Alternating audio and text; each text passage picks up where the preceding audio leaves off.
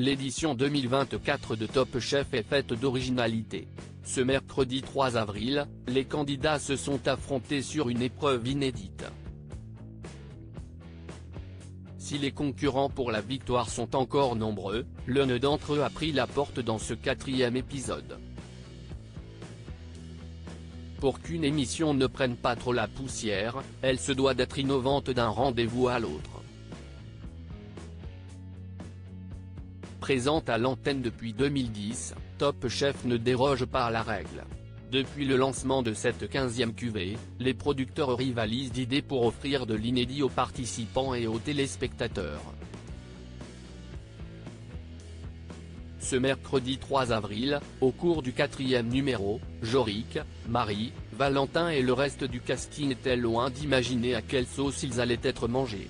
Top Chef 2024, les brigades de candidats contre les chefs. Les 6 candidats de la brigade grise devaient se frotter à Dominique Crène et Stéphanie Leclèc, pendant que les 3 duos de l'équipe orange se mesuraient à Paul Perret et Glenn Oviel. Les 2 hommes, en 1 heure contre 1h30 pour les candidats, se lançaient dans l'arène pour réaliser une raviole et son bouillon le plus clair possible. Comme dans un état second, les compères sortaient une assiette tout simplement parfaite pour Johan Comte, qui dégustait à l'aveugle. Si Pavel et Jorik n'étaient pas loin du compte, Paul Perret et Glenn Oviel prenaient le meilleur sur toute la brigade. La suite de la soirée voyait un scénario identique se produire.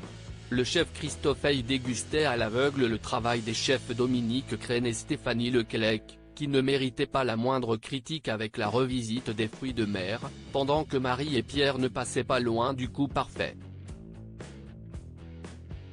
Top Chef 2024, quel candidat a quitté définitivement le concours à l'issue du 3e épisode ?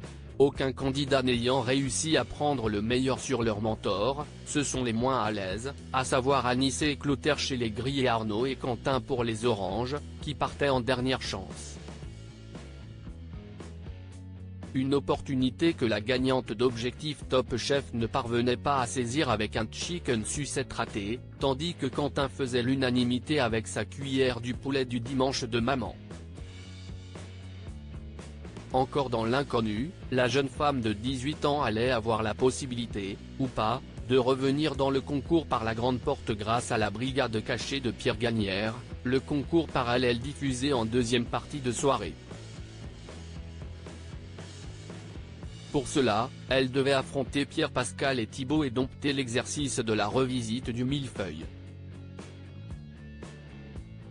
Une vaine tentative pour Anissé, qui passait à côté de son sujet pendant que ses 2 adversaires séduisaient François-Régis Gaudry et Pierre Gagnère.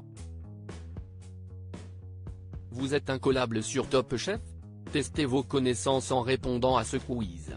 Si vous souhaitez participer depuis l'application Télé Loisirs sur iOS, cliquez sur ce lien.